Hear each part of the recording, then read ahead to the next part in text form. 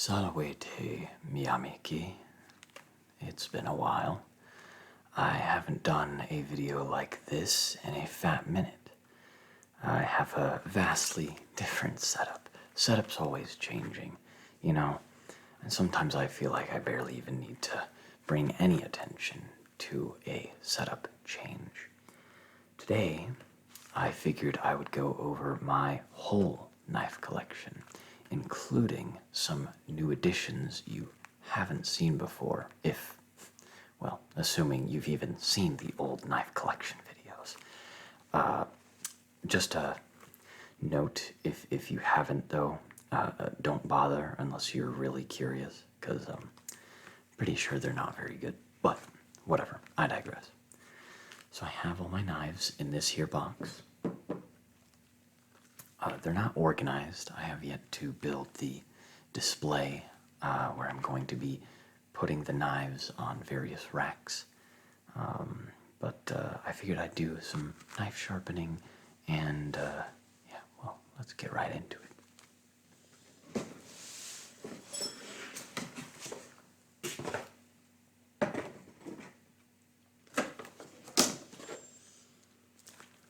So we have this knife. I showed this off before. I think there are 3 new knives. The rest of them are going to be older ones. So this is knife number 1. It's a bit of a bootleg knife. Nothing wrong with that though. It's nice to have like a beater kind of knife, because you don't have to worry about, getting it all scratched and banged up. You don't have to be all fussy with it. You can kind of just do whatever. And, at the end of the day, you're not going to really be losing much. Got this knife at an antique store. Is it rare? Probably not. But it does look to be handmade. You can see they used a hex nut for this bit right here. I'm not sure why I can't remember the name. They have this little metal bar for the cross guard. They have this handle that they shaved a little bit crudely, but gets the job done, I guess. And then, just a plain old knife. Combat knife, if you want to call it that. But this knife also came with a whetstone. Now, for a whetstone, you get it wet, and then you put the knife at an angle and sharpen it.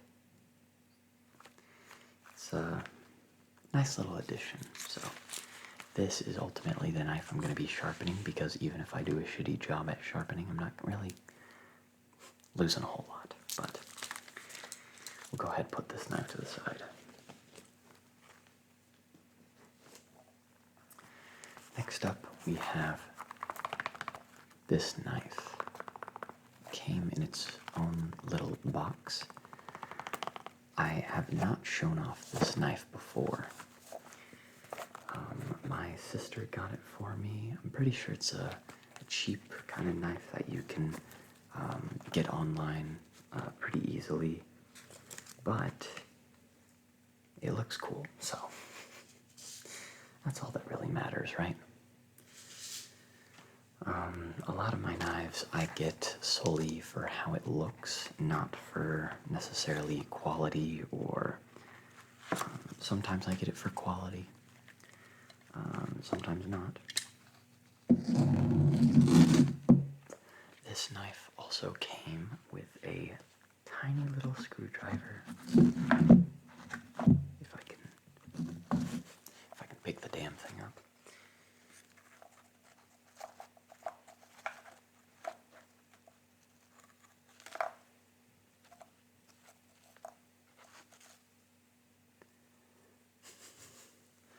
Not sure if you can really see it, but yes, this is a tiny repair screwdriver, which is nice to have as a knife collector for any sort of knife maintenance. Knife maintenance includes cleaning, polishing, and sharpening. Those are the three major ones. If you never use the knives, obviously maintenance is going to be pretty low. Kind of like for cars. If you never use the car, you may not have to do a whole lot of maintenance on it. So, you may have noticed this weird little hole coming out of the tiger's mouth, and then the ears. When you pull back the ears, if you fill this thing with butane, it's a lighter. So it lights up, and I don't know, I think it's a little gimmicky, but it's also kind of cool at the same time. It's a button open, so gotta be careful with that. This is the knife. It's got 3 circular holes, and then this little thing right here. Oh, whoops. So we'll go ahead and close that. This is for if you wanted to hook it onto anything. This would be kind of a nice carry-around knife. Well, I guess for smokers, because, you know, you can light up and then defend your territory. So, yeah, this knife will need a little bit of cleaning. So I'll go ahead and just wipe the blade off a little bit.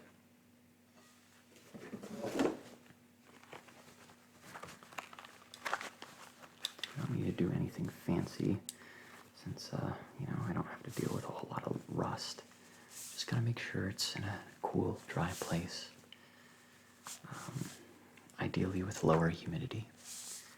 Humidity over time is going to cause rust, even for a lot of stainless steel.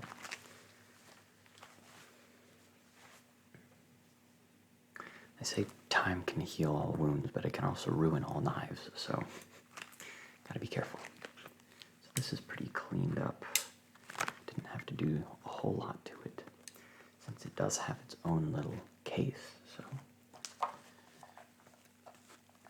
we'll go ahead and put it back. As well as the literature for knife maintenance instructions, as well as how to fill it with butane, lighter fluid. I always liked these containers too. Got these neat little latches on them. But I spent enough time on this. I'll go ahead and move on to the next knife. How about this one? So for those who are feeling patriotic, so we have this bald eagle handled knife. Now this is not the sheath that it came in. In fact, this sheath is unusable because it doesn't really work. I'll show you what I mean in a minute. But they gave me the sheath anyway, free of charge, which is nice.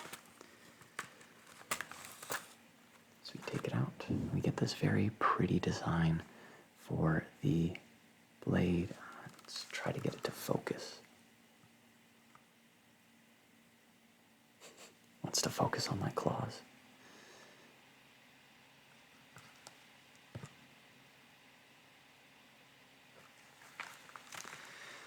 So this very pretty blade, it does unfortunately have some minor scratches on it, but nothing too bad.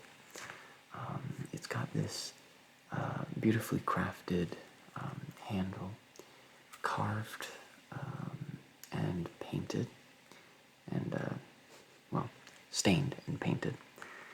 And this, if I can set down the damn thing, this sheath, you can probably see already a major design flaw. Let me close it for you real quick. Where does the knife handle go? Yeah, there's no hole, so you can't put the knife in. You Yeah, needless to say, it was poorly designed, but that's not really an indication for how the knife actually is. I could buy another sheath for it, but I'm just going to stick with this for now, since I don't really carry it around. I know a lot of places, they don't really let you carry around knives like that at all anyway, so. And then the one thing I do like about this, though, is that they did make a belt loop so that you can put it on your side. I definitely like having a knife on me at all times. A lot of people probably think it's for like self-defense reasons, but really, knives are just exceptionally practical to have at any given time. Whether it's, sounds kind of extreme, but you know, makeshift scalpel for a emergency surgery, right? It's another reason to keep your knife clean anyway.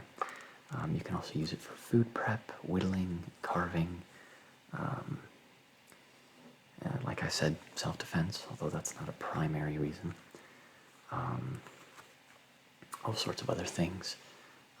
Opening packaging. I know Wolf likes to use knives to open packages a lot. So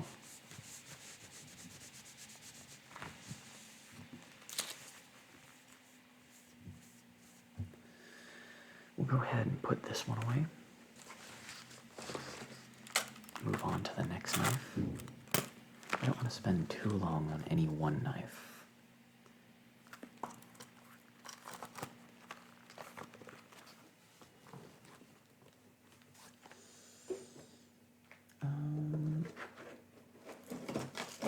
We'll do this one. This one is kind of just a classic with this channel. I think it actually still is my sharpest knife. It is a flat iron style pocket knife by Gerber. Now, the flat iron style I really like. Gives a kind of barber vibe. And just the sounds that it makes when on mic.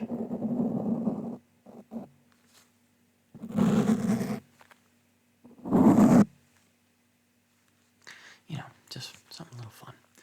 Now, a lot of people like to give Gerber grief, but they are one of the main producers for a lot of knives, so if you just need a cheap kind of knife to get on demand, you can get these pretty much anywhere. So it's better than no knife in my opinion. So go ahead and close this up. Move on to the next one.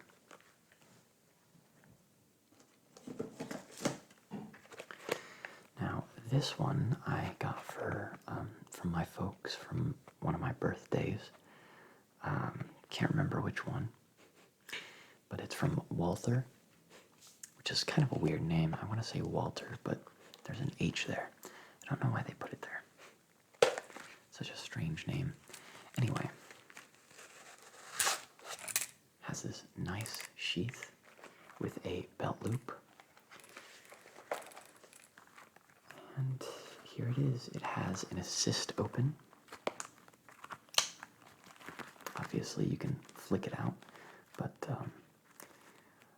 this is just a very pretty knife, nice and pristine. I try to keep it clean. Just a nice knife to have around. It also came with a necklace kind of string, so you could wear this around your neck as well, which I find kind of weird, but whatever. It has a window punch, a sturdy plastic handle. I know it's kind of an oxymoron saying sturdy and plastic, but you know, those plastics do exist. Normally I prefer having a metal or wooden handle. It just feels more organic, sturdier, but it's still a nice knife. I like to have it. It has the serration and the straight edge, and it is very pointy, which is nice. Go ahead and move will mention, though, before I put this away, is one thing I find very interesting about this one is the surprisingly rectangular handle. Most of these will have ergonomic handles or curved handles, but this one is much straighter than all those other ones. So that's neat. Not like practical or anything, but you know.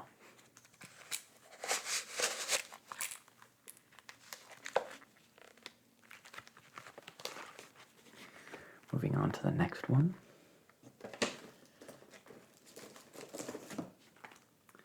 We have this knife. Now, I do have a lot of American and American history related knives, this being one of them.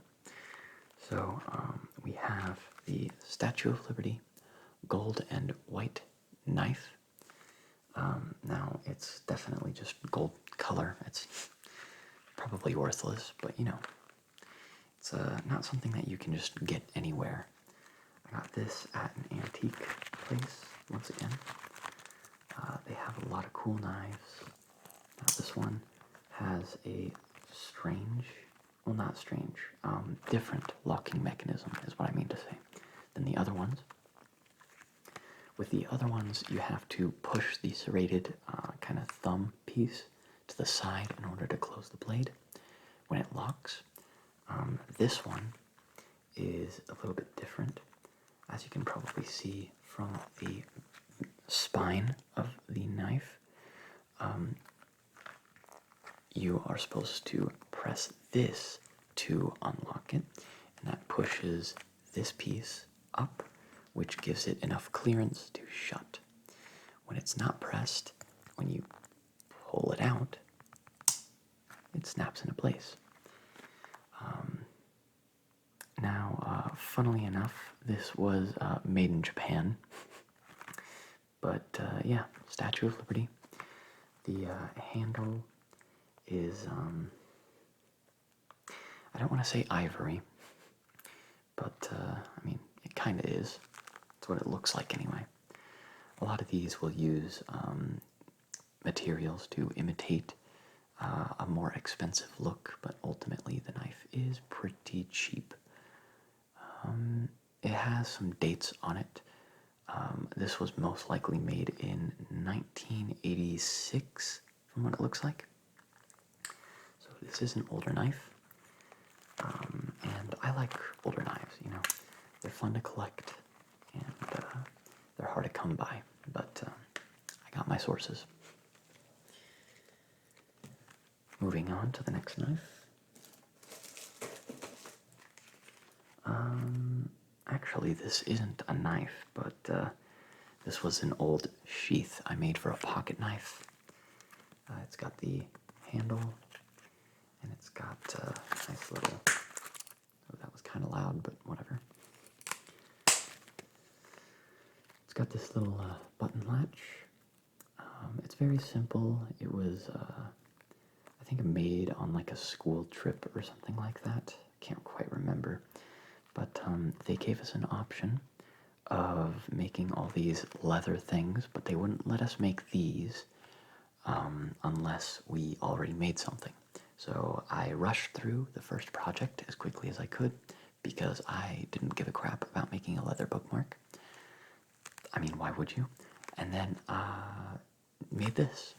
And yeah, it's just fun. It has my name on there. SD. It's like impossible to see on camera, so I mean, I'll try to show it. You can kind of make it out. It's easier to see with the right lighting in person, you know, obviously. I'll go ahead and put this away, though.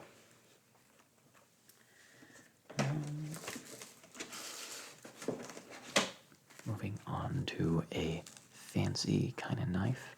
It has a Velcro shut kind of sheath. It's got that nylon bag.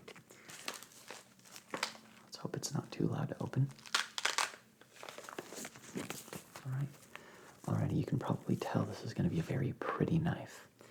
This is my most rectangular knife. this right here. It's very pretty. Bought it brand new. It is a button open, and it has a safety pin on it. So when the safety is on, you're not going to be able to open it. When the safety is off, I just realized I just turned the safety on. I guess when I put it in the sheath, it accidentally turned the safety off, but it's okay because it was in the sheath. So you take the safety off, and then, nope, I had it right the first time. There we go. So this is a knife that you shouldn't carry around and play with, even though it would be fun to. Knives like these are higher maintenance, so it's better not to use these as frequently. Having an assist open is different than having a button press open. Having a button press open means that you need to maintain the spring lock or whatever mechanism they use to open it quickly. This one I'm pretty sure uses a spring to open up. I got this at the antique store, once again, but this one is not an antique. Sometimes they just have local vendors, and they were selling this, and I couldn't really pass it up. It was just very pretty to look at. This is a 440 stainless, so and it also has this nice little thing right here, so you can loop something through and kind of just wear it if you want to be edgy, but maybe let's not. I mean, already this video is a little more edgy. I'm opening knives, for Christ's sake. There we go. Now it's shut, safety on, and then we put it away because you shouldn't play with knives, and also this one, like I said, higher maintenance. So try not to use it as much. There we go. Moving on to the next knives. Let's see here.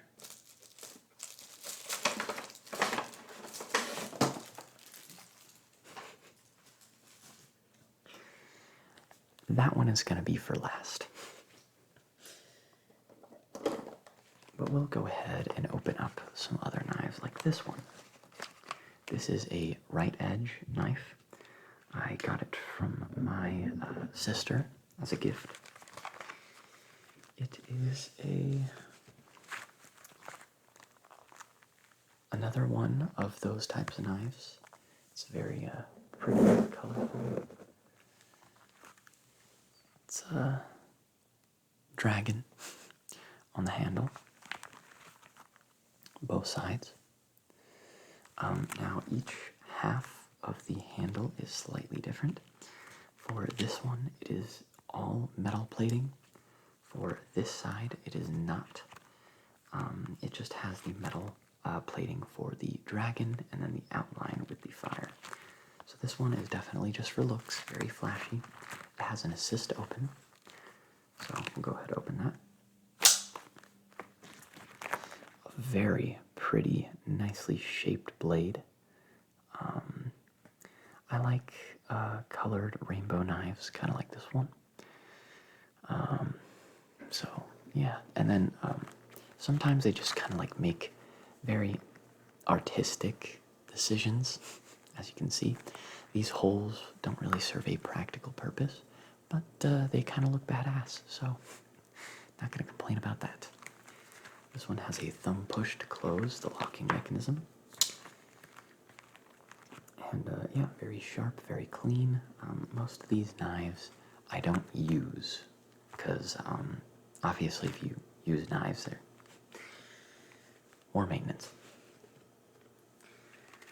But some knives I kind of just treat like beaters, kind of like that first knife that I showed off, which I will be sharpening a little bit later. So go ahead, put that away in its box.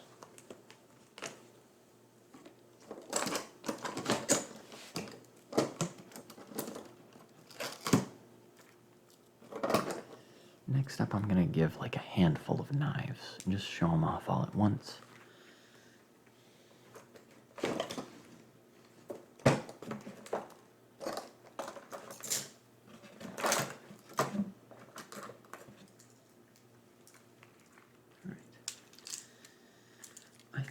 think.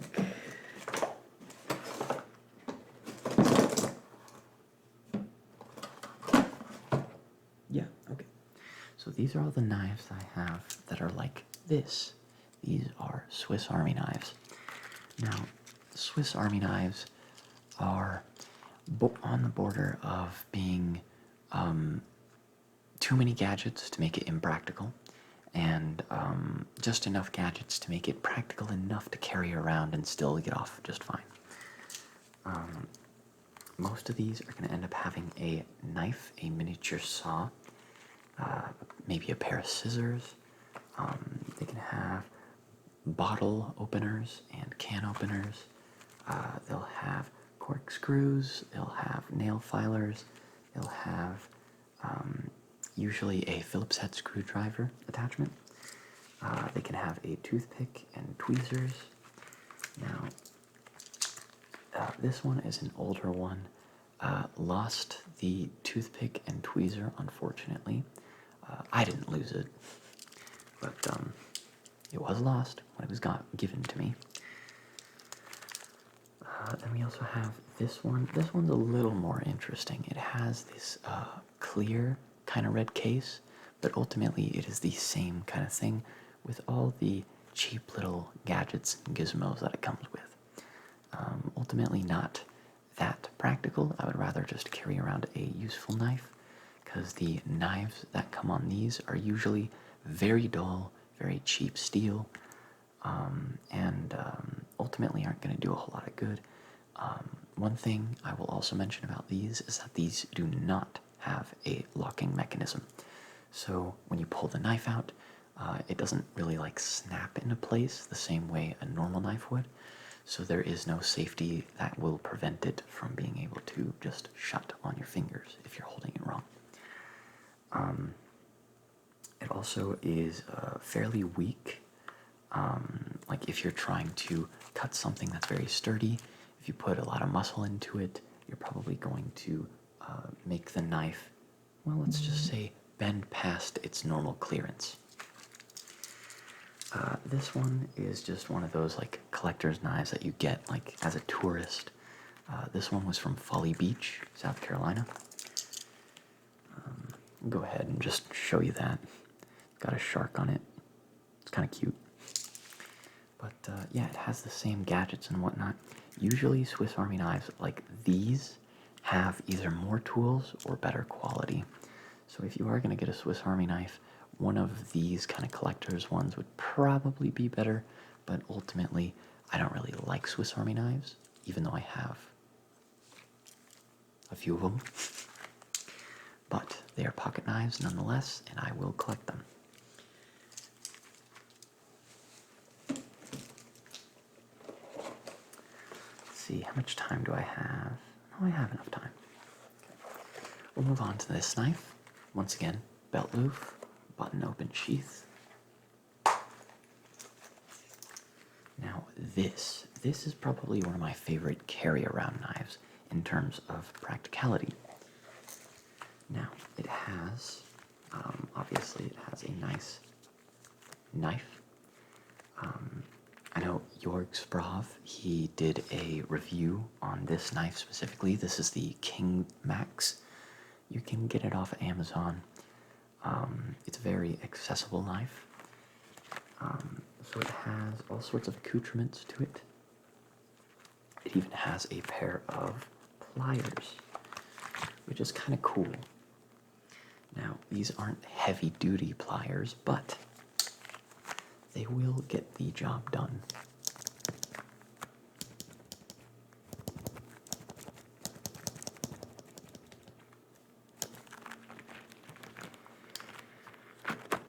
Closes and opens very nicely. It doesn't require too much maintenance, but it does have a lot of gadgets on it. It does need an occasional cleaning.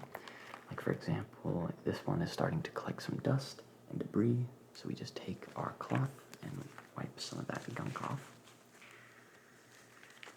And then sometimes you just want to polish these up, give it a little grease to make sure that it can open and close a little better.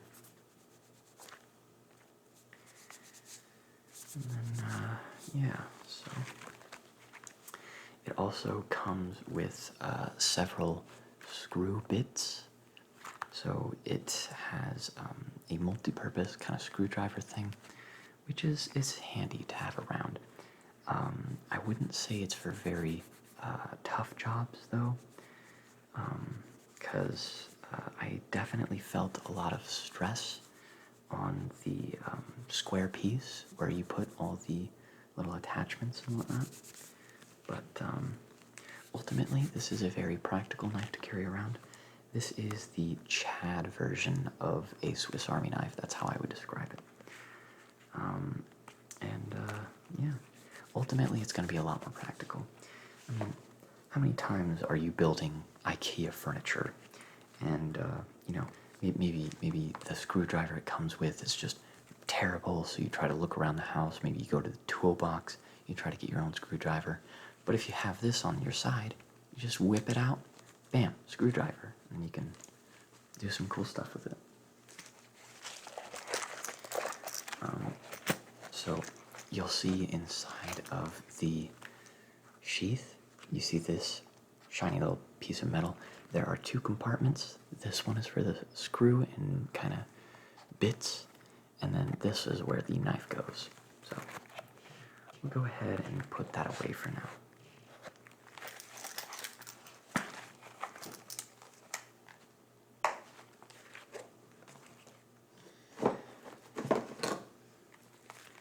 Next up, a very old knife. I think this was issued for correctional officers. I'm not entirely sure if this is the right knife I'm thinking of, but either way, this is an older knife. Napa Tempen U-joints. It's got a button-open sheath, and this sheath specifically is meant to be able to carry a small flashlight as well in this little pouch, and then the knife, obviously. So this is the knife. As you can see, it is a classic kind of design. The metal, as you can see, is pretty old, and naturally, and very fittingly, the name of this is the Old Timer. So let's see if I can get that to show up on camera. Come on, you can do it.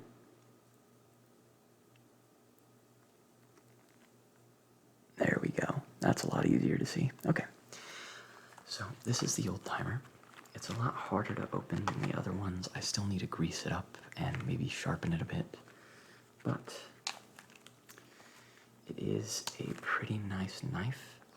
It has, once again, that kind of button right here, which, you know, opens up the spine a little bit so that you can shut it after it locks into place. This is a Schrad Plus knife, so I don't know why I said plus. It's a Schrad knife, whatever. Yeah, these will last you a very long time. I do want to point out the shape of the knife. I really like this shape overall. I think it is a very appealing knife to look at when it's open. Go ahead and give the mic another shave real quick, just for cozy.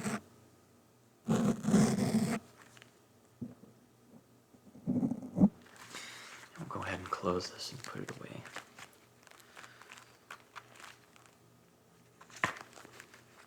Yeah, naturally the Old Timer is a little bit harder to shut, but, you know, still a very good knife. And these specifically are very hard to come by this time. So it's interesting just getting normal knives, and then over time they end up becoming more scarce. And that kind of gives it that unique kind of value, because some people will just use knives and never maintain them, just get a new knife when they need it. But knife collectors, like me, will collect these, maintain these, and keep these kind of rare kind of things. So, yeah, I haven't seen a whole lot of these anyway, so at least none that are like this. So we'll go ahead, look at some more.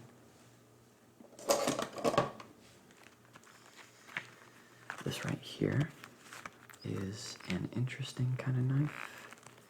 Now, I thought this was a local vendor kind of knife, but I've seen these everywhere. They're not that rare. So just keep that in mind. These are not very rare, but I see them all the time, and sometimes they just have really cool handles. So that's why I got this one. Ultimately, it's a very boring pocket knife. It has this back locking mechanism kind of thing. And yeah, so we'll move on to the next one.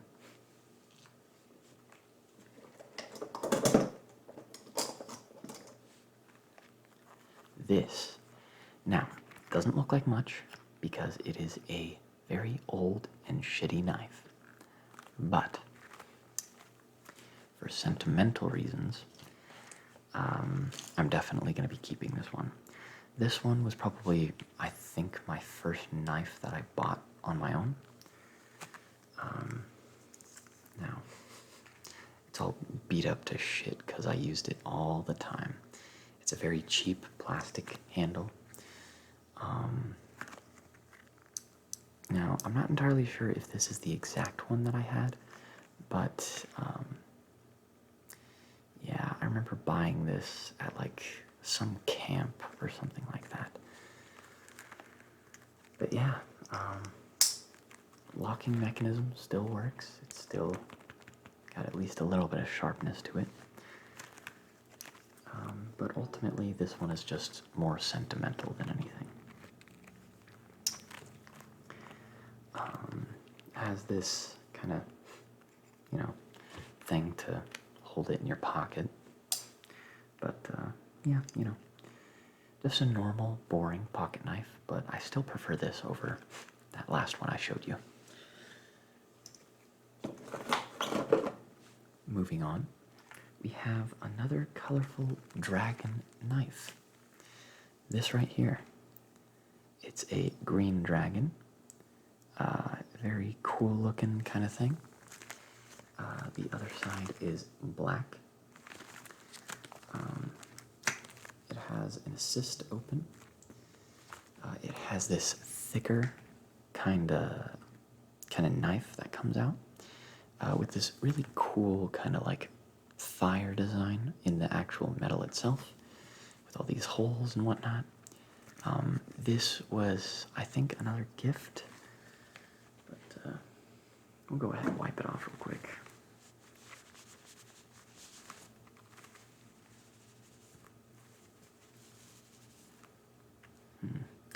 Looks like I used this to cut up some adhesive, so I think what I'm going to have to do is get some Goo Gone and spray it on here, and then wipe it off. But I'll do that later, off camera, if I remember.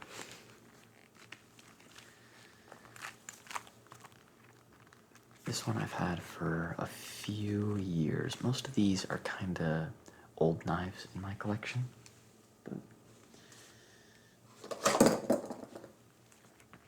Next up, we have this Winchester.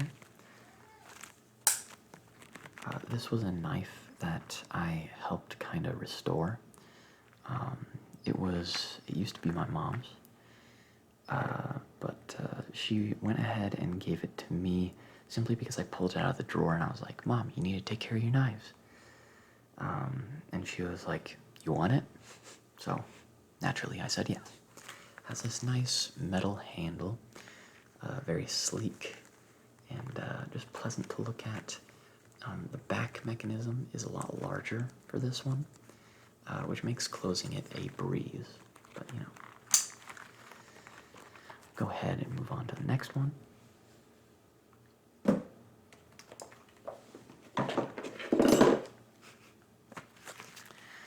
So this is more of a knife that kind of a hunter would carry around. Now the quality on this is questionable. You'll see why in a second. So this right here is called the Best Defense. It is 440 stainless steel. So, I mean, it's not terrible, but it's not great. You can see that they definitely left a lot of clearance when they put the handle on it, which is always concerning. But you can also use the back end as a hammer if you really need to. I know I did, because this is kind of just a beater knife, in my opinion. But yeah, I remember my friend and I, we got into a fight, right? Not a mean fight, like we were, you know, just mad at each other, but a fight just for funsies. He used his actual fucking rapier against my little knife, which is why this knife has some chips in it, because I had to block him from literally ending my life. But nah, it was super fun. I loved doing that, even though it was dangerous and stupid. But yeah, this one, just kind of good memories with this one. Violent, but good memories. So we'll go ahead and shut this.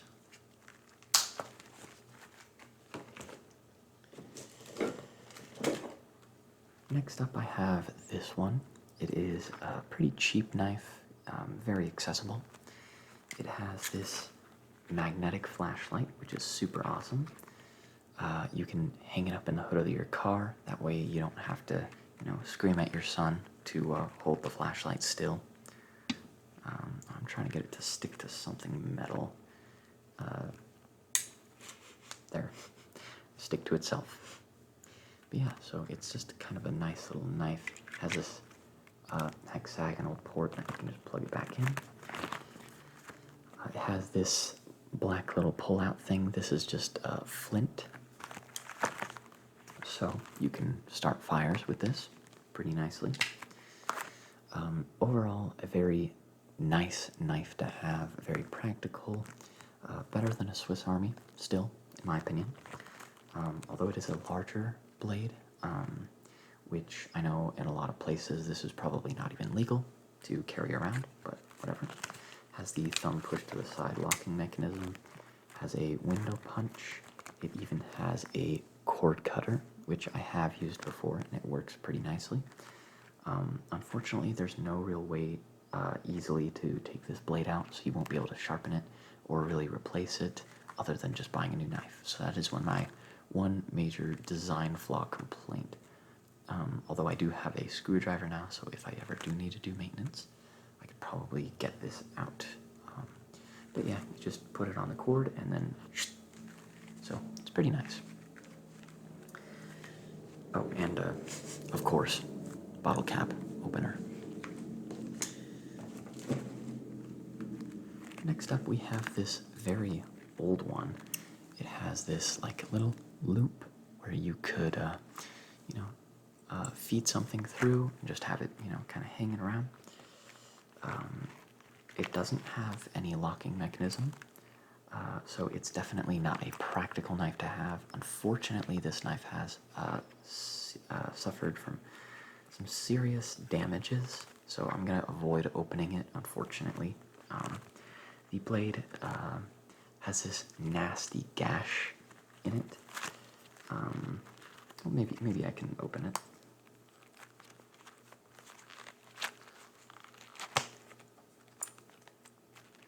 Yeah. So as you can see, there's that nasty chip that's been taken out of it. Yeah, it's pretty bad. So this would definitely take some TLC, but they definitely had some inspiration making this one. The handle is definitely going to be the main talking point for this. It's very pretty. This is a very small knife though, and definitely a collector's knife. You do not want to use this to cut a bunch of stuff. So I'll go ahead, put this away. Unfortunately, while closing it, the blade isn't, aligned properly, so it will close on the handle, so you kind of have to guide it in.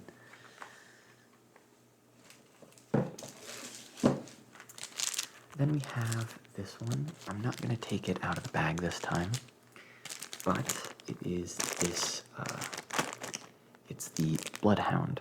It once again has the loop right there, where you would feed it through, and it has a lovely depiction of some doggies. So that's nice. It's my dog knife. This one has 2 blades though, so that's, I'd say, the one thing that really sets it apart. One that opens up this way, and this one opens up this way. Now, I don't really know the advantage of doing that. I immediately think of like Star Wars with the freaking, you connect it and it has the, whatever. I know, kind of dumb, but yeah, no, this is not something, that would be very practical. This is more of like an heirloom more than it is a knife for practicality. So, for the sake of maintenance, I'm not going to take it out of the bag. I'm just going to kind of leave it in there. And we'll move on to the next one. Okay.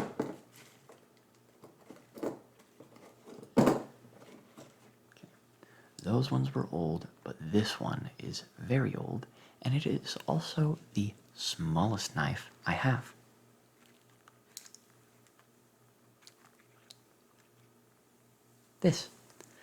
This is a pocket knife. Yeah, I know. Like my claw, like one nail of my claw is bigger than this thing. So we'll go ahead and try to open it up. The locking mechanism doesn't really work anymore, unfortunately. But this is the Lucky Tiger knife. Oh boy, it is so hard to open this damn thing. Oh boy, oh boy. We'll go ahead and just... No, we don't need to open it all the way, but there we go. That's enough, that's enough. Okay, nope, I just closed it again. Whoopsie daisy. Alright, I'll just open it up all the way anyway. It's not sharp, so it won't cut me. So here is the knife in its entirety. When it is open, it is only about 2.5 inches. So this is definitely the smallest blade I have. It has some writing on it. Like, for example, it says powerful on the back end. Let's see, what does it say here? Tiger. Yep, there we go. And then the smallest text on it is Lucky. Now, you're probably not even going to be able to see it because of how small the engraving is. I'll try to show it, but if it doesn't focus and you can't even see it, then yeah, even when focused, it's like impossible to see. But yeah, this little piece, oh, sorry. This little piece, goodness, is the one that says Lucky. This little bump kind of thing. So we'll go ahead and close it and put it away.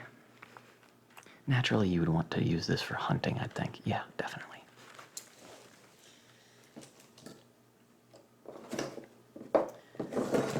Let's see what else.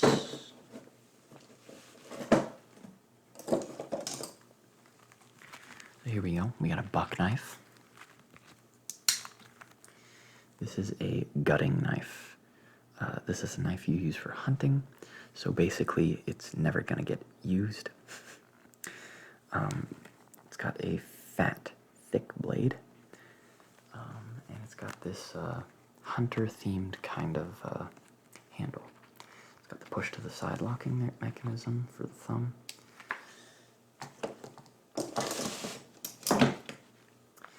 Then we got this one right here.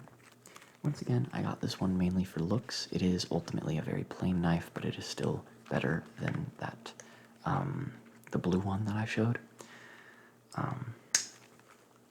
So this one right here, it's a decent knife, I'd say.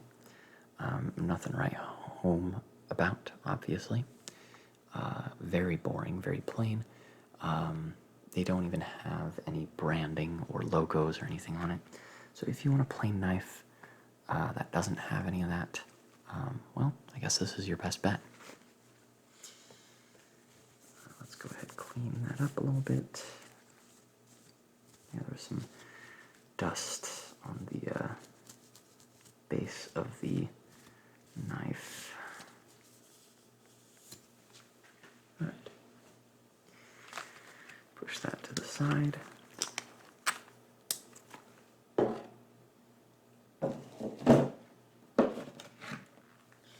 Let me out of this. Another assist open. It has a bottle cap opener. This is M-Tech USA. It is a gold-plated knife, so it's a flashy kind of knife, only for looks, really. Jorg's Brav, I know he also reviewed this knife, so it's a decent knife in terms of sharpness and whatnot, but it'll definitely lose its looks over time as you maintain it. So yeah, it's just, you know, kind of fun. It has this bit at the end, which is a flathead screwdriver. I have used that multiple times before, so that part was kind of handy. Once again, a thumb lock push to the side kind of thing. Put that away. This is a Smith & Wesson, also given to me by my mother. This blade was just a complete mess when I got it from her. I did a lot of maintenance on it, tightened it up, greased it up, did a lot of stuff to it. It has a safety lock in the back. It is a button flick. Gotta get it right. So this is what it looks like when open. And this one is very special because it is a, hold on. Yeah, so this is one that was used for the Department of Corrections. It is a Performance ROC 440 stainless steel. A lot of my knives are, so yeah. But yeah, this had all sorts of gunk on it, debris. It was very dirty, dull, and it hardly opened at all. But now, it's very nice again, for the most part. Has some light use.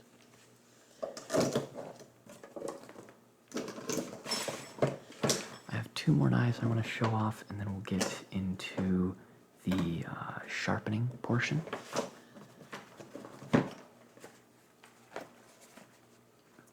So this one is Northwest Laser Design.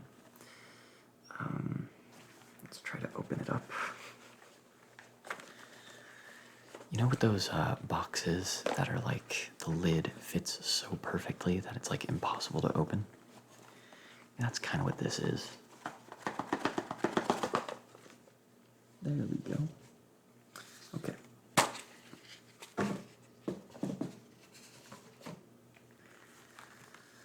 So this one has metal on one side and a wooden half handle on the other. This was for the Colorado Wolf and Wildlife Center because there are a lot of species of wolf that are becoming endangered. They're being poached and hunted. A lot of people, they complain about coyotes being pests, so by mistake they'll end up killing wolves, which are already endangered. Some places they have fines for killing those, but ultimately they do need a lot more protection. So they do have a breeding program there, and it's just a nice place, a good thing to support. So by buying this knife, I was able to support them and add to my collection, so ultimately it was a win-win-win kind of thing. But going to the knife itself, the knife is very nice, very plain, but still a practical knife to have. And my favorite part about it is that it actually doesn't have the serration. I very rarely find myself ever needing serration anyway. It's just straight edge. The design of the blade is very nice as well. I'll try to show that off a little better. I'll show the other side as well so you can get a nice little look at that.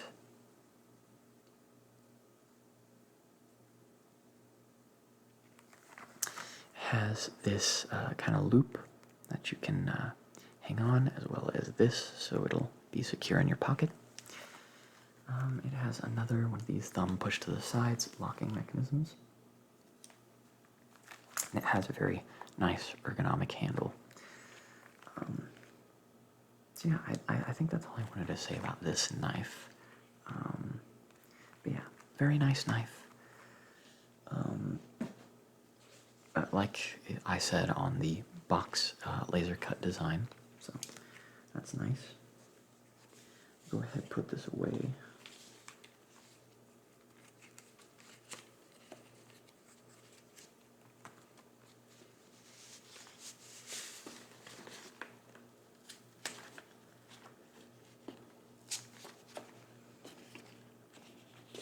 Nope.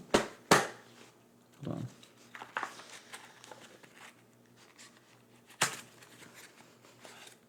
I did that backwards. My bad. I was wondering why I was struggling to fit in the box. Alright. Go ahead, put it back on in its case.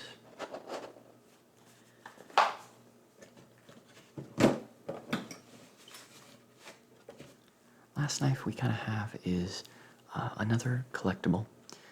Another one that's like America kind of knife, whatever. I got it from that antique store, and it has probably one of the most interesting boxes it came in. It has this little description on the back.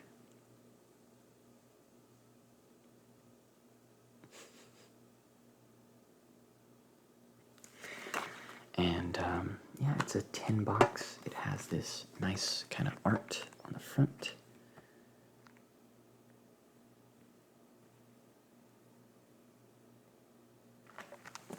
This is another Shroud-made knife. From what I hear, Shroud is a very good brand if you're getting knives. Yeah, so this one has two knives. They open on the same side this time, unlike the dog one. But it's just a very pretty blue handle. It says US on it, and as you can see, has 1, 2 blades. It has some, like I mentioned, the description on the back. This was a knife made in, I think, 2011, so it's actually very new. But it was to celebrate like 150 years of something or other. I hope I got the date right. 2011? I should know this.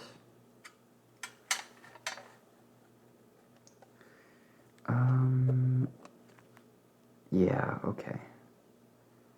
So for the Grand Army of the Republic, the 3 cardinal principles of the Grand Army of the Republic, 1861 to 1866, and then it has loyalty, flag, whatever, yada yada. But yeah, the packaging, pretty cool art on the box, but ultimately this isn't a very new knife. Let me just double check when it was made. So this is about the American Civil War. Let's see, yada yada.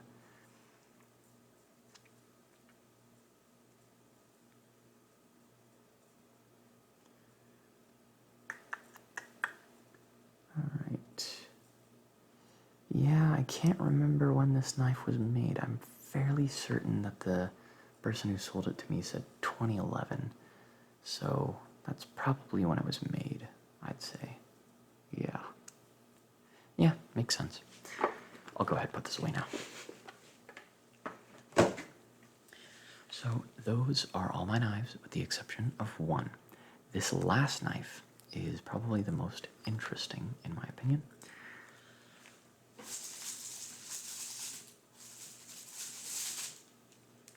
And it was so expensive that I literally saved the plastic bag that it was wrapped in.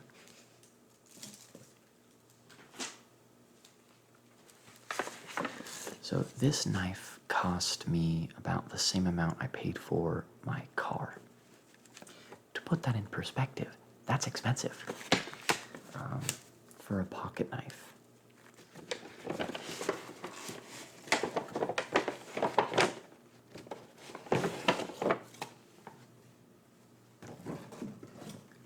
This is definitely my pride and joy of my collection. It is probably the most collector kind of knife that I have. Bought it from William Henry.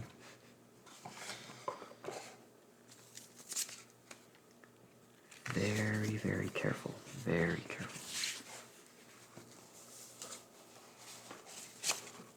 Okay. Put that down. Comes in this very nice looking wooden box. It's a button press open for the box. Opens up at a pretty 90, and here she is. So I'll let you take a look at that.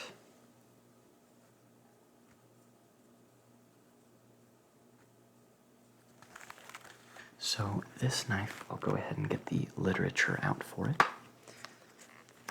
Naturally, a knife this expensive is going to have a little bit of detail about it.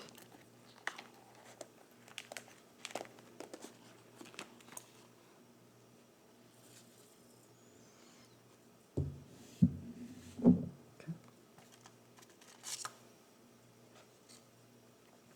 This is the sheath that it comes with.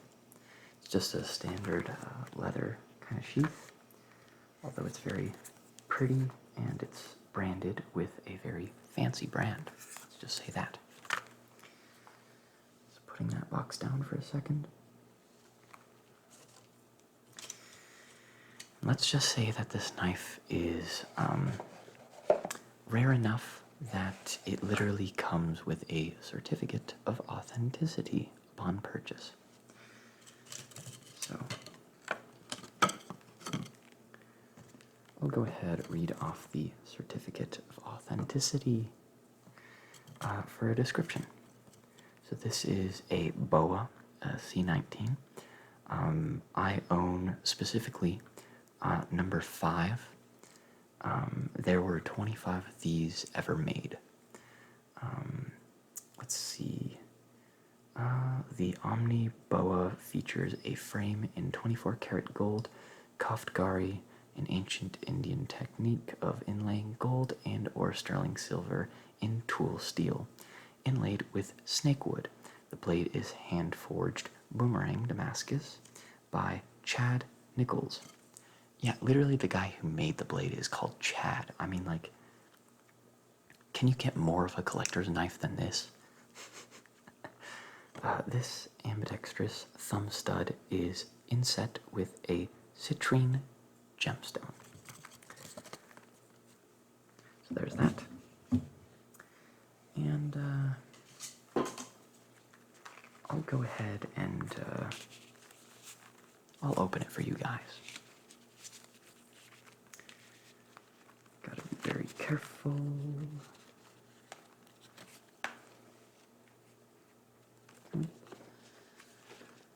Pull this bad boy out.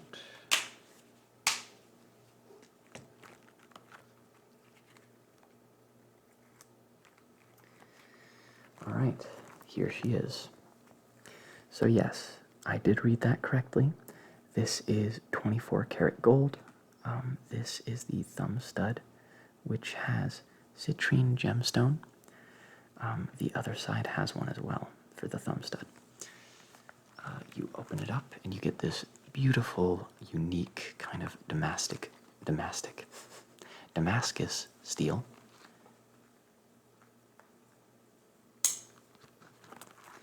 Go ahead and show you that. It's a very unique look to the blade. Both sides.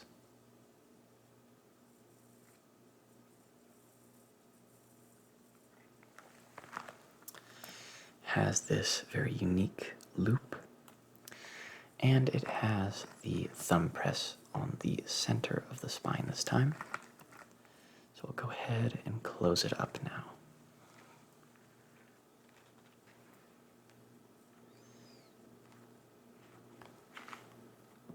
All right, mission accomplished. Thank goodness. Okay. Now I'm going to go ahead and put this away, and then we'll get into some sharpening.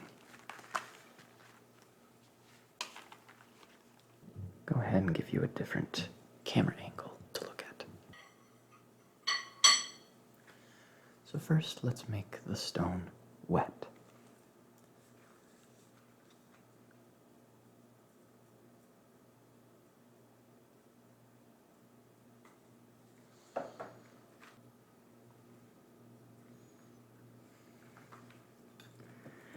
And normally I would do this on the plate, but it's going to be kind of hard to do that.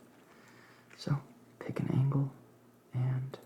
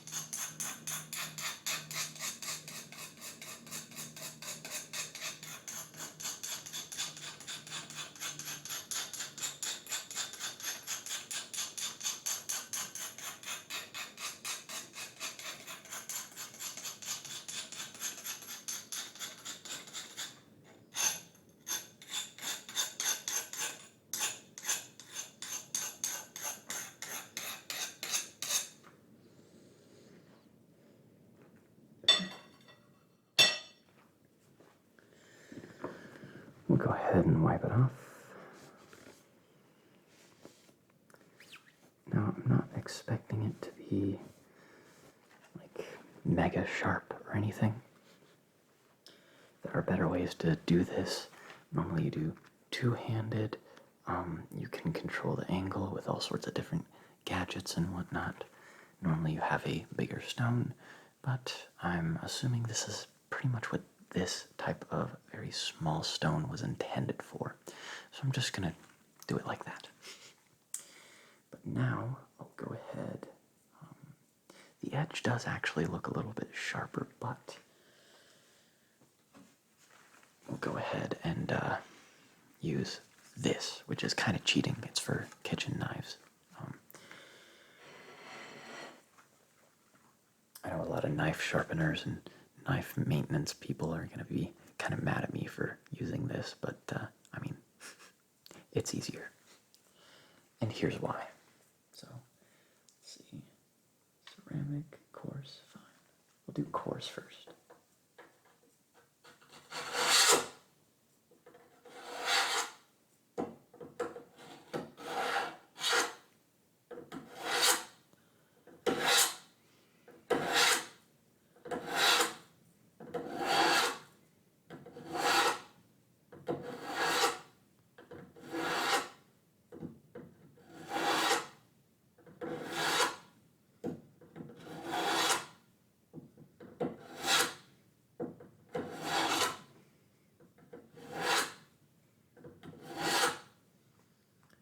Then we'll do fine.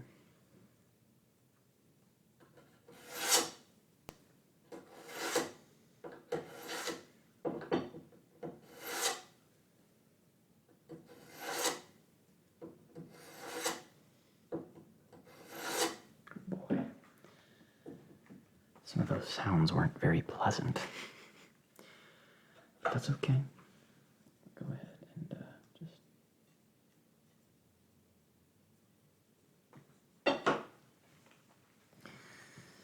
wipe it off for any of that metal kind of shavings.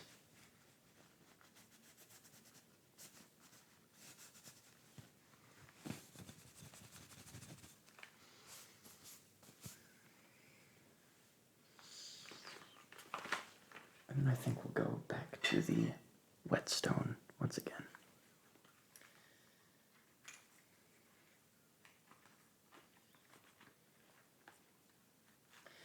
Normally you angle the knife, but instead I'm angling the whetstone.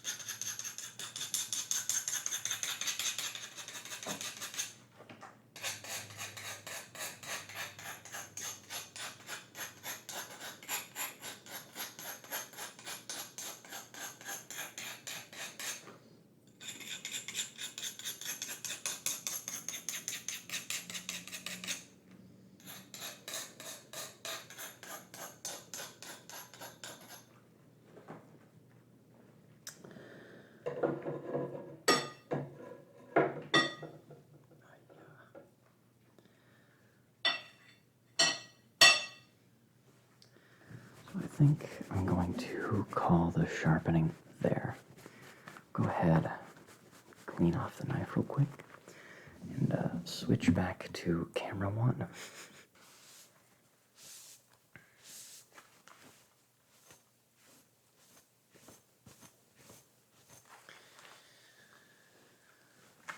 And now, time for some shaving.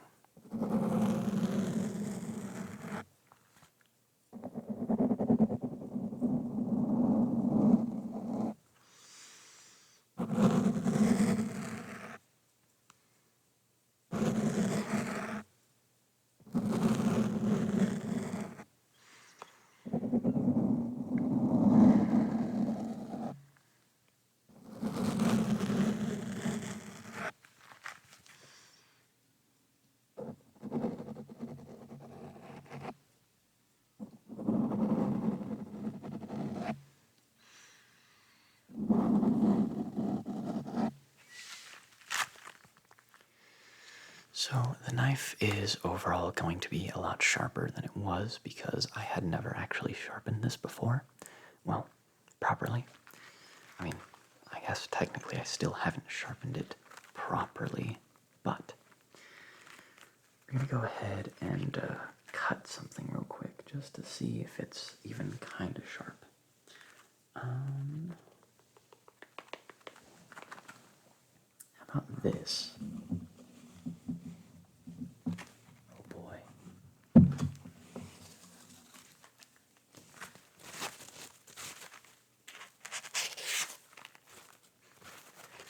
Whoops.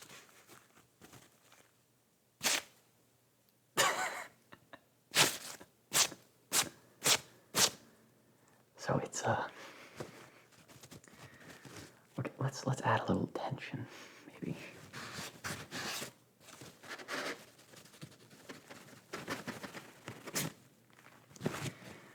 Yeah, so it's still dull as shit, but you know, that's fine.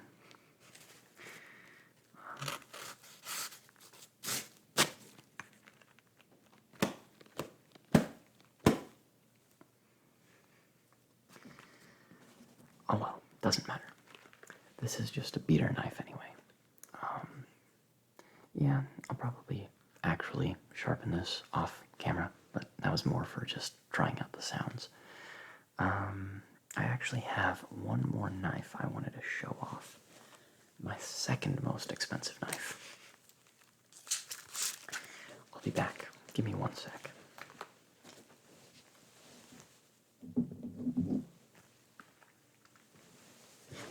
So hold on a sec. Maybe that's why.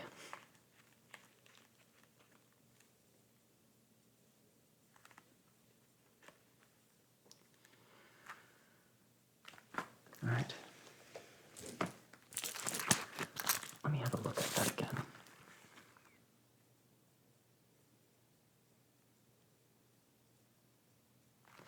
Yeah, it's uneven and dull. Maybe next time I'll wear my glasses when I'm sharpening. Oh well.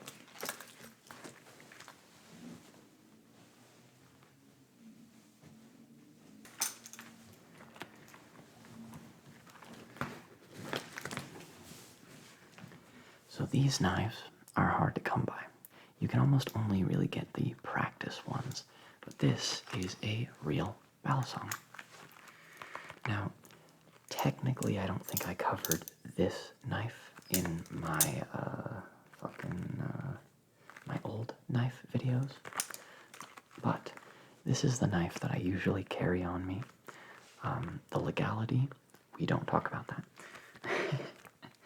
But yeah, it's fun to play with.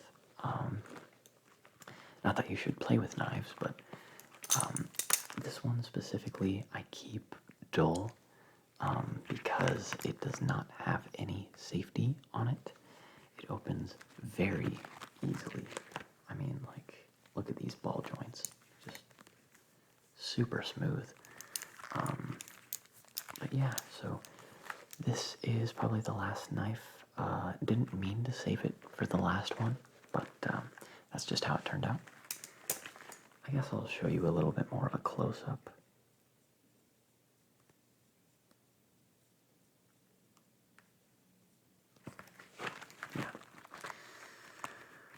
But there you go. There's my knife collection as of right now. It's ever growing, so maybe in the future, as I get more knives, I'll do more videos kind of like this, with more of a focus on the sharpening and maintenance aspect on it. Maybe more of the knife sounds, like scratching the mic. But anyway, that's going to do it. I gotta get ready for something else. So I'm going to cut it here. Thank you all for watching. Osamo. Miyabiki. And yeah, ta-ta for now. Oh, and one more thing before you go. There is a little bit of an announcement.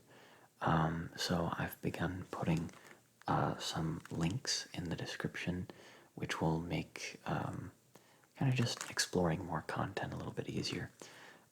Since I'm not always able to do a lot of YouTube stuff frequently. I also do Twitch occasionally. I don't have a consistent schedule, unfortunately. But if you, put on follow, you should get notified anytime I go live. And usually there's a setup process involved. So even if you show up like 20 minutes late, it's not really going to be late. I'm going to be doing some Terraria on Twitch. Maybe I'll upload some of the VODs to YouTube. Who knows? And I'll probably be doing that with some Metroid Fusion, or rather, Platt will. He's the speedrunner, not me. But anyway, ta-ta for now. See you next time.